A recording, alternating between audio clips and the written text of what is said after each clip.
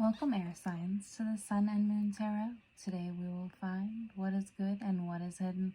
I hope you're well, and I hope you're staying blessed wherever you're watching the content. Today we're doing a special love read. This is your Venus read, of course, for Gemini, Libra, Aquarius. If you are interested in a personal read, my information is in the description box below on how to book. My Patreons are as well. Please check out my other reads, my Sun, Moon, you versus them, and Venus reads. I also do the pick a card reads. This specific read is going to have a special crystal card involved. So please like, share, subscribe. I have rose quartz here today, as well as the yellow candle, the pink candle, which will go ahead and light air signs. So again, this is for you if you have Gemini, Libra, Aquarius in your Venus placement.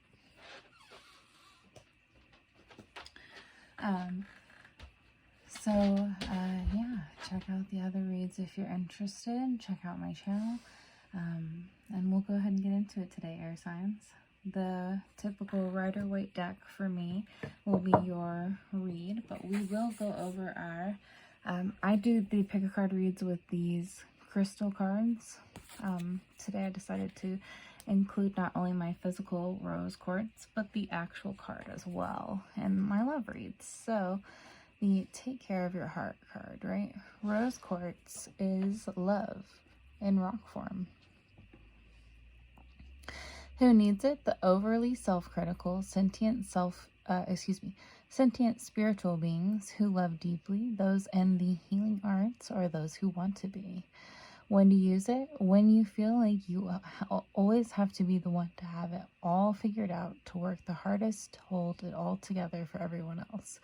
Rose quartz gives us a pink cashmere covered platform to be soft, sweet, and open to spirit. Take care of your heart, my beautiful air signs. I hope you enjoy the content today. Rose quartz is our specialty, right, for our love reads. Don't forget to take care of your heart space. It's very important. Okay. So, air signs, Rider-Waite deck, you are going to have 2 rows. Your first row will represent your current energy to recent past. Your second row will represent your future. You do have 2 knights appearing. That's really interesting. So for your first row, you've got the Knight of Swords and a Gemini, Libra, Aquarius like yourself. The energy of air is the energy of thought in the tarot. The 4 of Cups does appear. Any water sign, Cancer, Scorpio, Pisces. The energy of water is that of emotion in the tarot. Any fire sign, Sagittarius, Aries, Leo. That is the court card for, 2 court cards. The fire card is that of passion. So you've got intellect, emotion, and passion appearing. Let's grab your clarifier for the end. And at the bottom of the deck holds your overall energy, air signs, and it does appear that you are here, the King of Air, the King of Swords, right? Again, appear. Oh, that's interesting. Ace of Pentacles, so opportunity could be appearing for you. Just keep that in mind. So you have the King of Swords being your overall energy for the read at the bottom of the deck. Interesting here. That does apply for both rows. We do have the single clarifier for both rows as well for this read. All right.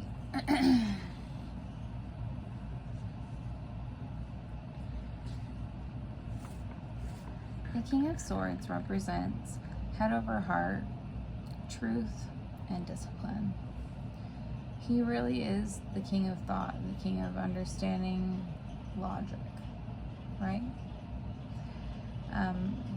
It's interesting that that appears for your love read, my air signs.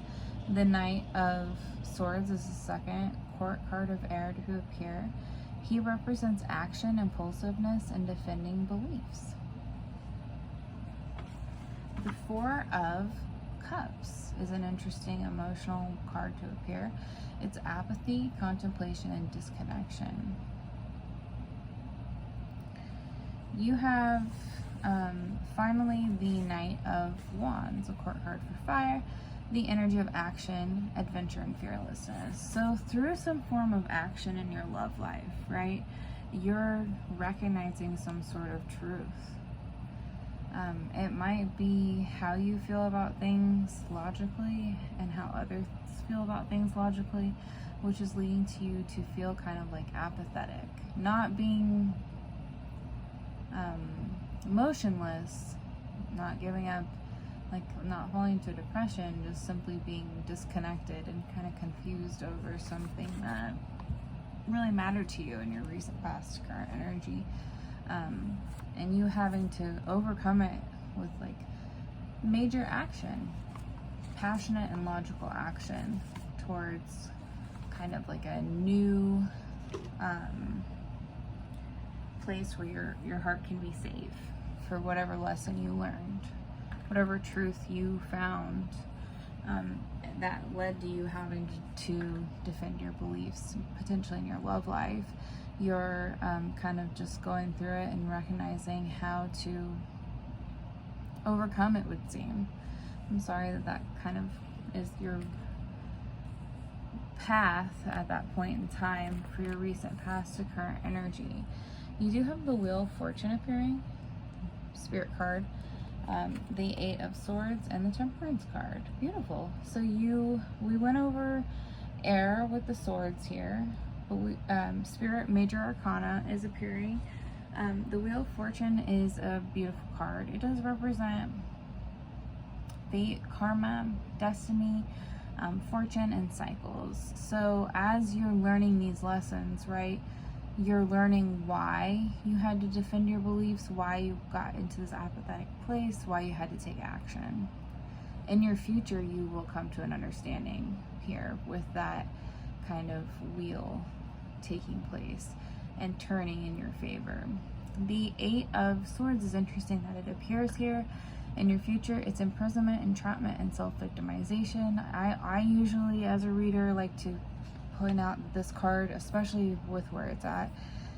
It's you recognizing how you're putting yourself into situations where you're having to defend your beliefs, and where you're kind of not getting what you need emotionally or in the love department, and so you're recognizing how to take a different path based on your logical findings, your signs. It's beautiful.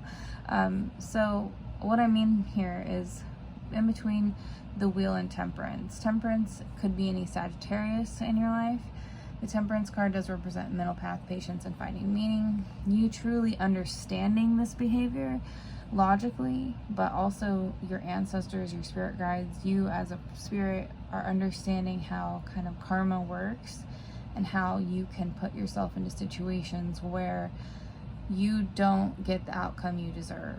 And instead of continuing on that path, you're finding meaning and moving forward so you can come to a place of discipline and of logical kind of head over heart and move forward so that the fate or the cycles move in a way that benefit you instead of putting you in a situation where you have to defend yourself.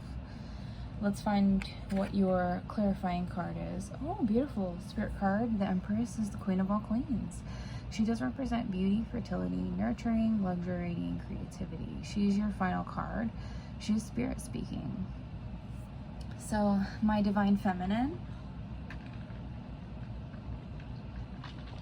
excuse me, or anybody that does represent the divine feminine. This isn't about physical gender. This is about you being able to nurture. So if you are a nurturing being, you're recognizing that. You're recognizing how to nurture the right things, like we were talking about with that learning the middle path. you're becoming the Empress here in your future. You're recognizing through all these kind of learned life lessons how to create a positive destiny and move forward in a way that you can nurture and be fertile and create and continue to benefit the world around you. Beautiful air signs. I love you all, my Gemini, my Libra, Aquarius. I hope you enjoyed the content. I'll see you next time. Bye.